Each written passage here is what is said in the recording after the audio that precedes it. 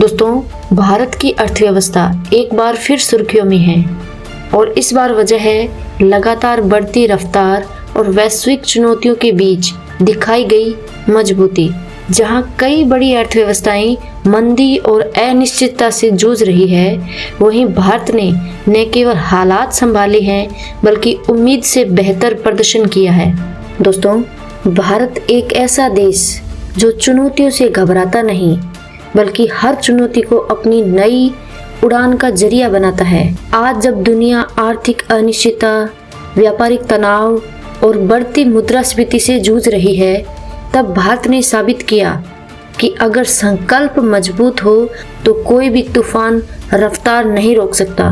Daylight की ताज़ा report बताती है कि भारत की विकास दर इस वित्तीय वर्ष में 6.7 से 6.9% के बीच रहेगी और अगले साल भारत फिर से 6% से अधिक की रफ्तार से आगे बढ़ेगा। यह कोई साधारण आंकड़ा नहीं है बल्कि उस विश्वास का प्रतीक है जो भारत ने दुनिया में कायम किया है। दोस्तों, अंतर्राष्ट्रीय मुद्रा कोष यानी IMF ने हाल ही में भारत को दुनिया की मुख्य विकास इंजन बताया है। IMF के प्रबंध निदेशक ने कहा, जब चीन की अर्थव्यवस्था धीमी पड़ रही है, भारत स्थिरता और शक्ति के साथ आगे बढ़ रहा है। उनका यह बयान बताता है कि भारत आज सिर्फ एक उभरती अर्थव्यवस्था नहीं है बल्कि विश्व अर्थव्यवस्था की दिशा तय करने वाला देश बन चुका है। दोस्तों, लेकिन सवाल ये है, यह संभव कैसे हुआ? इसका जवाब देता है RBI यानी भारतीय रिजर्व बैंक। अपनी एक report state of the economy में कहता है, भारत पूरी तरह से वैश्विक संकटों से मुक्त नहीं है, लेकिन इसकी नींव इतनी मजबूत है कि हर झटका सहकर भी ये आगे बढ़ने की ताकत रखता है।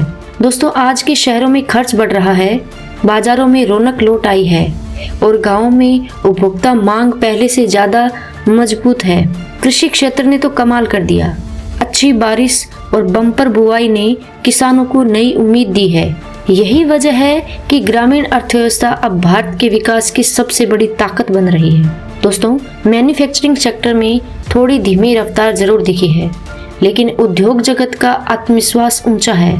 फैक्ट्रियों और सेवा क्षेत्र दोनों ने RBI के सर्वे में सकारात्मक दृष्टिकोण जताया है। यह दिखाता है कि भारत के उद्योगपति सिर्फ आज नहीं बल्कि भविष्य पर भरोसा कर रहे हैं। और सबसे बड़ी राहत की बात यह है, मुद्रास्फीति में गिरावट आई है। सितंबर में खुदरा महंगाई दर घटकर के 1.54% पर आ गई, 7 साल का सबसे निचला स्तर। यह RBI के लक्ष्य 4% से भी काफी नीचे है। कुछ वस्तुओं की कीमतें गिरी है, कुछ वस्तुओं की कीमतें बढ़ी भी है, लेकिन दोस्तों रास्ता आसान नहीं है। RBI ने 3 बड़े जोखिमों की चेतावनी दी है। पहला है वैश्विक अनिश्चितता, जो टैक्स का मुद्दा चल रहा है भारत और अमेरिका के बीच।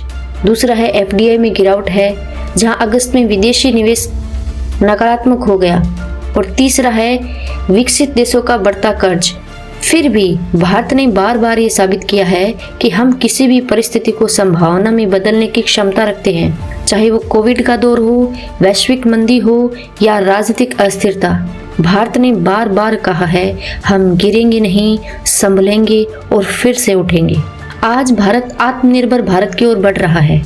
Digital India, startup India, make in India, ये सिर्फ नारे नहीं है बल्कि उस नए युग के स्तंभ है जहां भारत अपनी अर्थव्यवस्था को वैश्विक मंच पर एक नई ऊंचाई दे रहा है। हमारे किसान, हमारे अन्नदाता, हमारे युवा हमारी ऊर्जा है।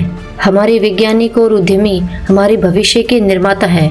दोस्तों, दुनिया देख रही है, जब बाकी अर्थव्यवस्थाएं मंदी की ओर जा रही है तो भारत दृढ़ता से आगे बढ़ रहा है। हमारे कदम धीमे नहीं पड़ेंगे क्योंकि हमारे भीतर है वो अडिग आत्मविश्वास, वो राष्ट्रभक्ति की ऊर्जा जो हर संकट को चुनौती देती है। दोस्तों, भारत अब सिर्फ दुनिया का हिस्सा नहीं, दुनिया का नेतृत्व करने वाला देश बन रहा है।